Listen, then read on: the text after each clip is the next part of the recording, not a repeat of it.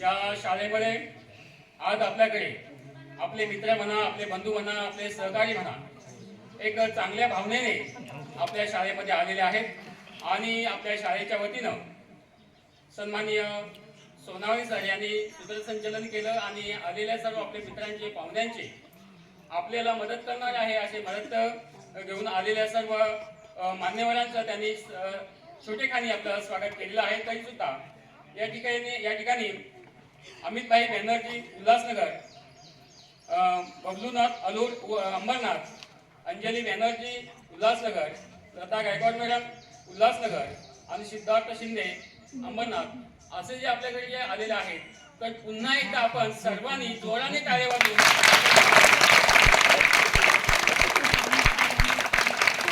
धन्यवाद. मित्रांनो, देणाऱ्याने देत जावे, घेणाऱ्याने घेत जावे, देणाऱ्याने देत जावे, घेणाऱ्याने घेत जावे, घेता घेता एक दिवस देणाऱ्याचे हात घ्या. या उक्तीप्रमाणे कदाचित आपल्या लक्षात आलं नसेलही, परंतु या उक्तीचा अर्थ असा आहे की देणाऱ्याने द्यायचं आहे आणि घेणाऱ्याने घ्यायचं आहे. देणारे देतात, त्यांची जी भावना आहे तीच भावना घेणाऱ्यामध्ये पण असली पाहिजे आणि त्या भावनेने ते स्वीकारले पाहिजे. देणाऱ्याने देत जावे, घेणाऱ्याने घेत जावे आणि घेता घेता एक दिवस आपण दुसऱ्याला द्यायचं. देणाऱ्याचे हात घ्यावे म्हणजे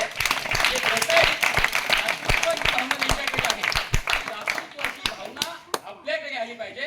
आणि जसे आज आदिवासी भागातील गोरगरिबांची मुलं आहेत, शिक्षणाच्या कार्यामध्ये अनेक अडचणी अडथळे येत आहेत आणि त्यांना अनेक प्रकारे विविध प्रकारे मदत कशी करता येईल आणि अशा पद्धतीने उदात्त हेतूने, उदात्त भावनेने आज आपल्याकडे ही सर्व मंडळी आलेली आहेत. तर खरोखरच मी या सर्वांचं मनपूर्वक स्वागत करतोय, धन्यवाद देतोय.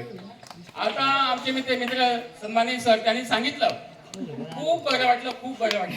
म्हणतात ना, जिसका कोई नहीं होता, जिसका कोई नहीं उसका खुदा होता. ज्याचं कोणीच नसतं ना, त्याचं परमेश्वर असतो, त्याचा देव असतो. आणि अशा परमेश्वराच्या रूपामध्ये आमचे बंधू या ठिकाणी आहेत, आमच्या ताई या ठिकाणी आहेत. आणि ज्यांचं या जगामध्ये कोणीच नाहीये, ना आई, ना बाप, ना बहीण, ना भाऊ, असे मुलं आज त्यांच्याकडे आहेत. ती त्यांनी चांगली सांभाळलेली आहेत आणि चांगल्या पद्धतीने ते त्यांचं कार्य पुढे नेत आहेत. धन्यवाद. खरंच अशा माणसांची आज गरज आहे. आज आपण पाहतोय, मला स्पीचला मोठं थांबवायचं नाही, पण आज आपण पाहतोय फक्त मला पाहिजे, फक्त मला पाहिजे, इकडून मला पाहिजे, इकडून मला पाहिजे, पाठीमागून पाहिजे, पुढून पाहिजे, या बाजूने या बाजूने पण मलाच पाहिजे, अशी भावना असणारी लोक आज आपल्याला पाहायला मिळतात. क्षणोक्षणी पावलोपावली पाहायला मिळतात. पण अशा प्रकारे दातृत्व देणारी किंवा आपल्या काहीतरी मदत करणारी, गोरगरिबांना जिसका कोणी नाही, ज्याला कोणीच नाही, त्यांना मदत करणारी मंडळी सुद्धा आपल्या या भारत देशामध्ये, या संस्कृत भूमीमध्ये आहेत. आणि म्हणून आज आपला कुठेतरी एक समतोल. नक्कीच मित्रांनो, या ठिकाणी फक्त इयत्ता चौथीच्या आणि त्याच्या अगोदर मला वाटतं सर्वांना नाश्ता दिला ना, त्यांनी दिला का सर्वांना?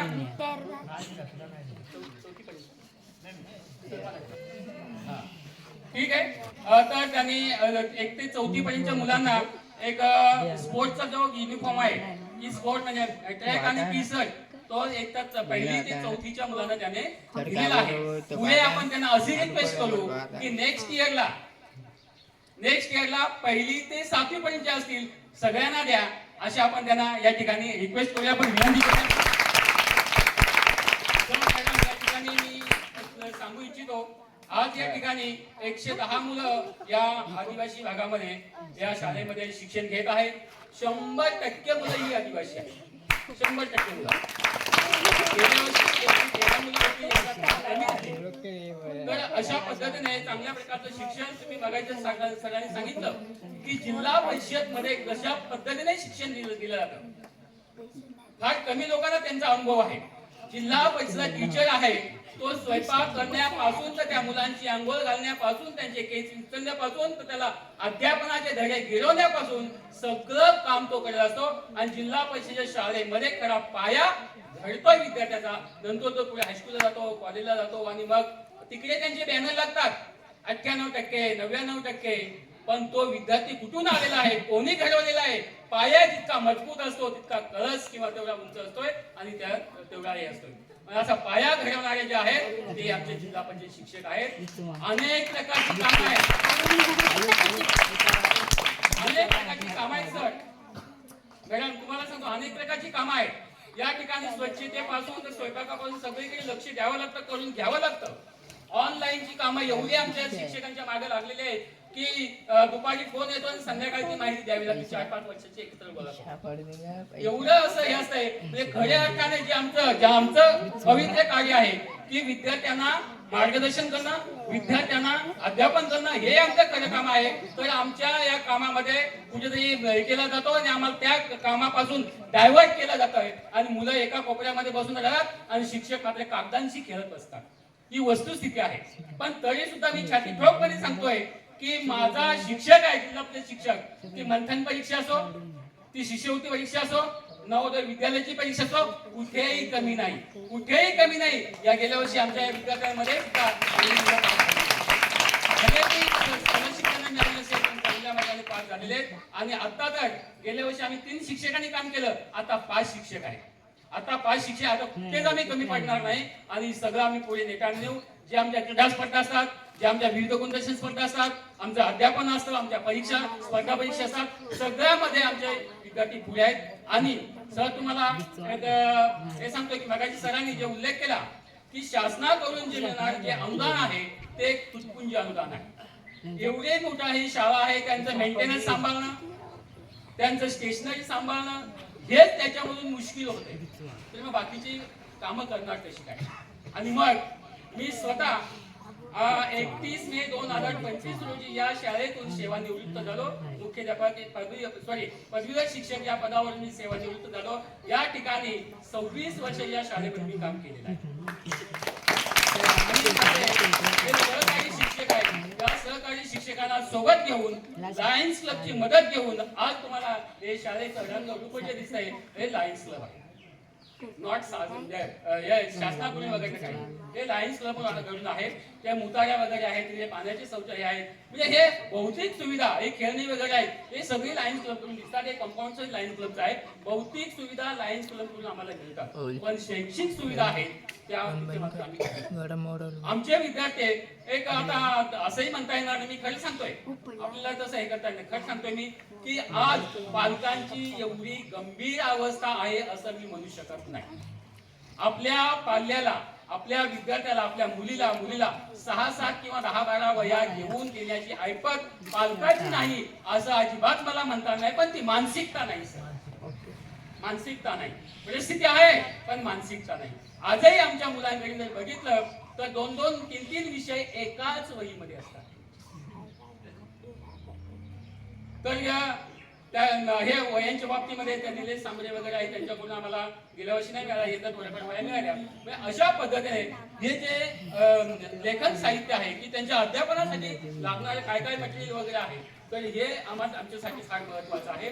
आणि लायन्स क्लबकडे आम्ही यावर्षी भरपूर काही चांगली मागणी केली, पण त्यांचा रिस्पॉन्स अजून काही आम्हाला मिळाला नाही. मग काय चालू वर्षी कसं आहे किंवा नाही काही सांगू शकत नाही. पण सर असं एक या ठिकाणी या सर्व विद्यार्थ्यांच्या वतीने आणि आपले संपूर्ण आमच्या मुख्याध्यापक मॅडम भोईर मॅडम काय आल्या नाही, त्यांची तब्येत बरी नाही. पण या ठिकाणी आमच्या या भोईर मॅडम आहेत, सोनावळी सर आहेत, आमचे चौधरी सर आहेत, त्याच्यानंतर बांगड सर आहेत, अतिशय हुसगुरू आहेत आणि खरोखर आमचा त्यांचा पहिल्यापासून परिचय आहे. आणि मी सरांना सुद्धा या ठिकाणी सांगतो, जरी या शाळेतून मी सेवा निवृत्त जरी झालो असलो तर या शाळेची नाळ माझी तुटलेली नाही. मदत सहकार्याचे जेव्हा असेल तेव्हा फक्त मला आमच्या आहे आणि असणार. कारण हे सगळे 26 वर्षामध्ये हे सगळे माझ्या हाताने हे सगळं निर्माण केलेलं आहे आणि ते काही एका क्षणामध्ये किंवा काही दिवसामध्ये ते तुटणं शक्य आणि तुटणार तर नाहीच आहे.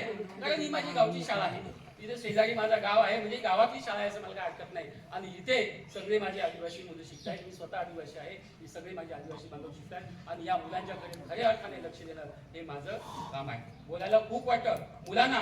तुम्हाला सुद्धा या ठिकाणी एक संदेश देऊ पाहतो. आता या ठिकाणी जे वाटप झालं, आपल्या स्पोर्टचे शर्ट वगैरे वाटप झाले, त्याच्यानंतर या ठिकाणी जे विद्यार्थी बसलेले याच्यामध्ये कोणतरी सरपंच असणार आहे, कोणतरी सदस्य असणार आहे, कोणतरी पंचायत समिती सदस्य असणार आहे, कोणतरी आमदारही असणार आहे, याच्यामध्ये खासदारही असू शकतो, सांगता येत नाही. कोणतरी चांगला एक हे धावपुत्र असणार आहे, कोणतरी एका चांगला क्रीडा शिक्षक होणार आहे, कोणतरी या ताई आहेत ते दादा आहेत, अतिशय सुंदर अशा आवाजामध्ये त्याने गाणं गायले. आपल्या सध्या सर आमच्याकडे खूप चांगल्या मुली डान्स करणाऱ्या आहेत, खूप चांगल्या, म्हणजे आम्ही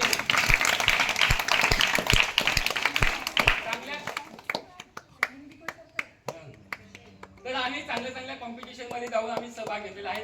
आता तेवढं सांगणं हे नाही, पण एक म्हणतात ना, शीतावरून भाताची परीक्षा येते, अशा पद्धतीने की या ठिकाणी आमचा जो विद्यार्थी आहे कोणत्याही क्षेत्रात, खेळण्यामध्ये, गाण्यामध्ये, नाचण्यामध्ये, धावण्यामध्ये, पळण्यामध्ये, रडण्यामध्ये पण आहे ना, आमचा विद्यार्थी अव्वल आहे.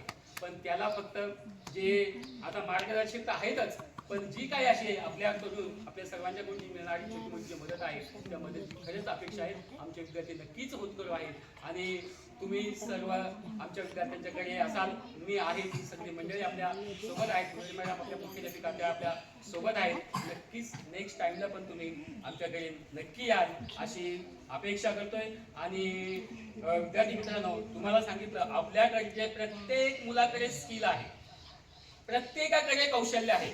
कोण चांगला नाचतो, कोण चांगला गातो, कोण चांगला वाजवतो, कोण चांगला रंगभूमी गाजवतोय, अशी सगळी मुलं या ठिकाणी.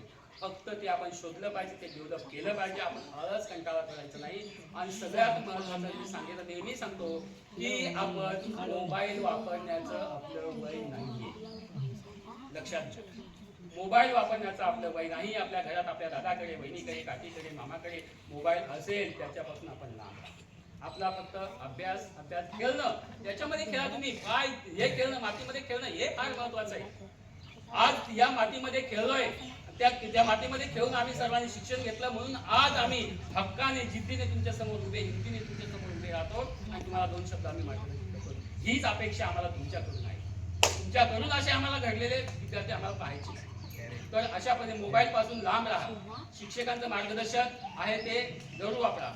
आता उद्याचा आणि परवा तुमचा लास्ट डे आहे स्कूलचा, त्याच्यानंतर दिवाळी वेकेशन आहे आणि या दिवाळी सणामध्ये फटाके आपण वाजवता, जरूर वाजवा, जरूर.